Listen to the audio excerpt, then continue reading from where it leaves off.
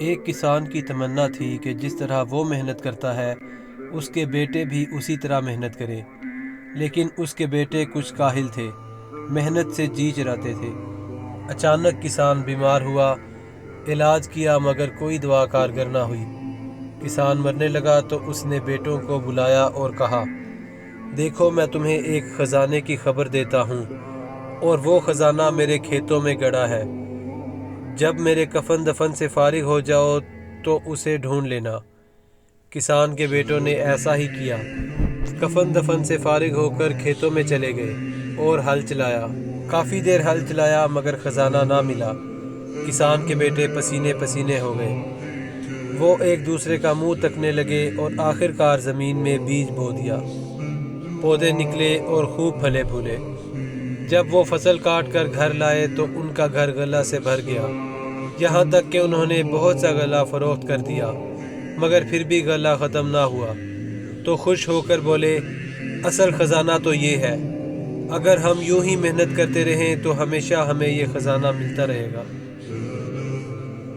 چند ہندوستانی ملک کے ایران میں ایک ہاتھی نمائش کے لیے لے گئے اور اسے ایک تاریک گھر میں داخل کیا گیا تاکہ کوئی اسے چراغ کے بغیر نہ دیکھے۔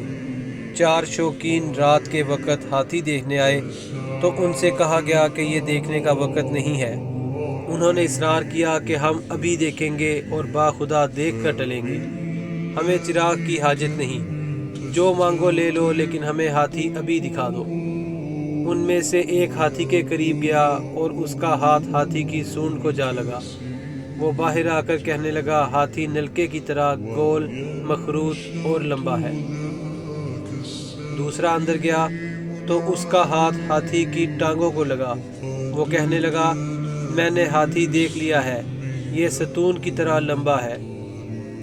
تیسرے کا ہاتھ اس کے کانوں کو لگا تو وہ کہنے لگا کہ ہاتھی تو پنکھے اور چھاچ کی طرح ہے، ہاں کچھ چوڑا اور نرم سا ہے۔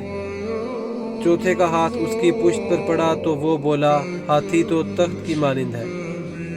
اگر ان کے ہاتھ میں شمع ہوتی تو ان میں اختلاف نہ ہوتا۔ دنیا داروں میں جو اختلاف ہے وہ جہالت کی تاریکی کی وجہ سے ہے، اگر وہ نور علم سے مستفید ہو تو ان میں اختلاف بھی نہ رہے۔ ایک درخت پر ایک کبوتر بیٹھا ہوا تھا، اس کے سامنے موت کھڑی اسے گھور رہی تھی۔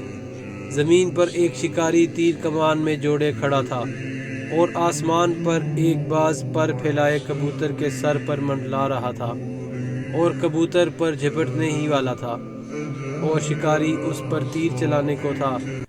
کبوتر بیچارہ جائے تو جائے کدھر، زندہ بچنے کی کوئی امید نہ تھی۔ کبوتر خدا سے دعا مانگ رہا تھا کہ اے خالق، اب اگر تو ہی بچائے تو بچنے کی کوئی صورت نکل سکتی ہے، ورنہ موت اب یقینی ہے۔ اسی اثنا میں خدا کی قدرت سے ایک سانپ گھاس میں سے رینگتا ہوا نکلا اور شکاری کے پاؤں پر کاٹ لیا۔ شکاری تکلیف سے چیخا، سانپ بڑا زہریلا تھا۔ شکاری کے تن بدن میں آگ سی لگ گئی۔ تیر اچانک کمان سے نکلا اور خدا کی قدرت سے کبوتر کے سر پر منڈلاتے باز کو جا لگا۔ شکاری اور باز دونوں مر گئے اور یوں خدا کی قدرت سے کبوتر کی جان بچ گئی۔